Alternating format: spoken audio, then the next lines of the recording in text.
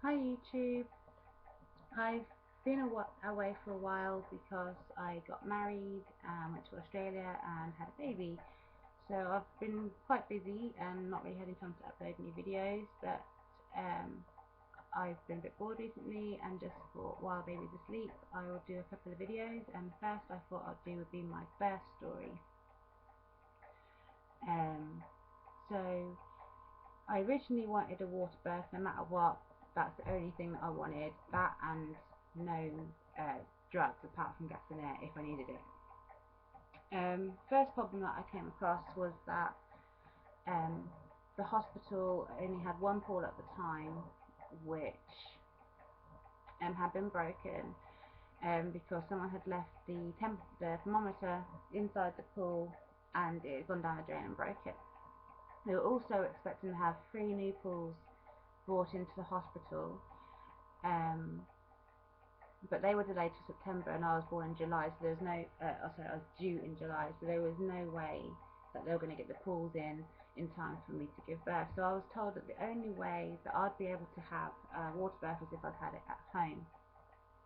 Problem with that is I live in a top floor flat with 3 cats, so I thought that would be an issue because the cats had popped the pool. So they said no, it should be fine.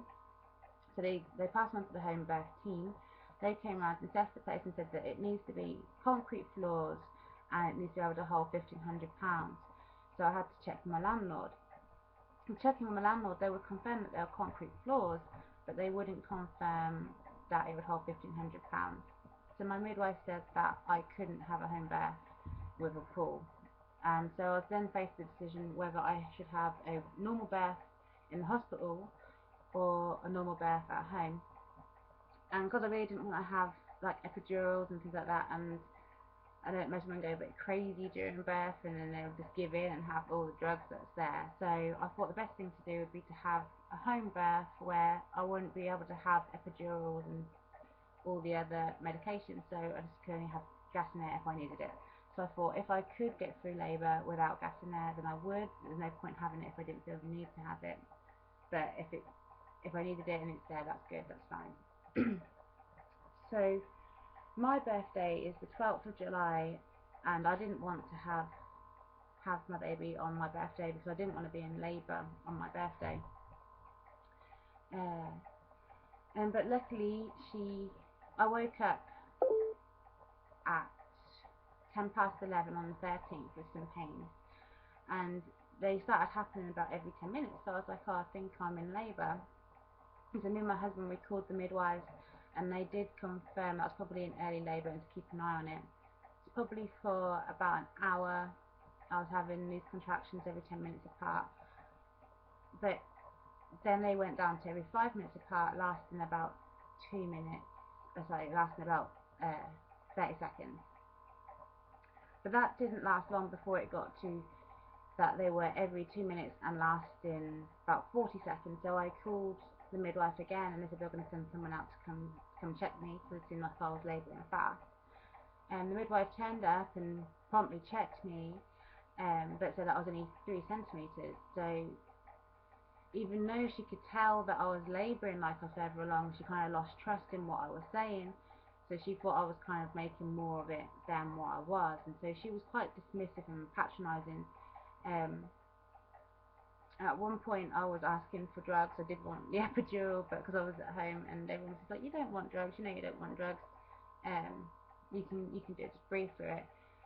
And so I was breathing through it, and in the end I just said, you know, I want my gas and air, I really need gas and air, please give it to me. And she just said, oh, you know, Rianne, if you have gas and air now, there'll be nothing for later. And it was, I was so angry, I was so irritated, but I held it in and didn't get angry at her, but I did beg her, and eventually she gave it to me. The second set of midwives turned up because that midwife, she was actually off duty when she came out to me, so she was at the end of her shift, so I think she was just a bit impatient to my needs. But the second set came and I was their first patient of the day, so they were all fresh and bright-eyed and bushy-tailed. And they checked me again because she wouldn't check me before, so I had to wait 4 hours before they could check me. So Yeah, they checked me again, and I was 9 centimeters. And if you've had gas in air, you'll know that it takes about 20 seconds for gas in air to kick in. So as soon as you start feeling your contraction, you have to puff on your gas in air, and then it will kick in already when the main body of the contraction is happening. I was falling asleep between contractions. Even when she was checking me, I was actually asleep. And she finished checking me, said I was 9 centimeters, and I just sat bolt upright, and my waters just burst. And inside there was meconium, so they said, Rihanna, we're really sorry, but I'm going to have to go to hospital because there's meconium in the waters, and there's a chance baby would have inhaled it, and that would be a serious health risk, so they're going to call the paramedics. Well, as soon as my waters broke, I flipped over onto all fours, and my body just started pushing all on its own. And I was saying, don't push yet, don't push yet. But I said to him, I can't stop it. It's not me actually pushing. My body's kind of just doing it all on its own. And the baby kind of shot right down, ready to be born. And then I managed to get her to crowning with about 1 or 2 pushes. And then my body just did an almighty heave and pushed, and she just flew out in one go from crowning to born. She didn't even get to having her head sticking out and being able to see her face, and she just came out in one. And they said that they'll be really surprised if it hadn't torn, because she came out so fast. It'd be very likely that it did. But I hadn't torn at all. I was completely fine. I don't know if I can put some of that down to the fact that she was a really small baby, which is strange in itself, because they said that I was measuring bigger than the average. So they were thinking of a 8-pound plus baby, and she ended up coming out 5'12", so she was really small. She was born at 9:12 in the afternoon on the 13th of July, sorry, evening, and she was completely healthy, and she actually came before the paramedics got here. I was pushing for 12 minutes in total, so my whole labour was 4 hours and 12 minutes. So the paramedics came and they checked her over, and she was perfectly fine. I did do delayed core cramping as well. I waited till it stopped pulsating to make sure she had her full blood supply, to make sure she was healthier. I had skin-to-skin contact for over an hour. I just kept holding her with a towel around her back. After she was born, the next day, I had asked to keep my placenta, because I'd done some research. I'd kind of stumbled upon people eating their placentas, and I kind of just thought, well, every animal eats their placenta after birth, so there must be something in it that we need. And I found out that when you're about to give birth, all your hormones, all those extra hormones you've had all this pregnancy, rush into the placenta to help you get through labour and birth. So then when you give birth, the placenta comes out and takes those hormones away of you. So you go from a big high to a crazy low in no time at all. So that's why 8 in 10 women get postpartum depression. I thought it was a big enough risk for me to do some more research, so I checked into it and found that there's quite a few recipes that you can do to prepare placenta, because you then put in those hormones back into you, and you're less likely to have postpartum depression. And there's a whole bunch of other health benefits, but that was the main one that I really cared about. I found recipes for like lasagnas and bolognese and smoothies, a whole bunch of recipes, but I thought I would do a couple of smoothies and then have the rest in a dish. So I looked up how they tasted and videos, people cooking it and preparing it, and I found that if you eat it raw, it's better for you because you're not cooking out any of the goodness. So the smoothies are something I definitely wanted to do.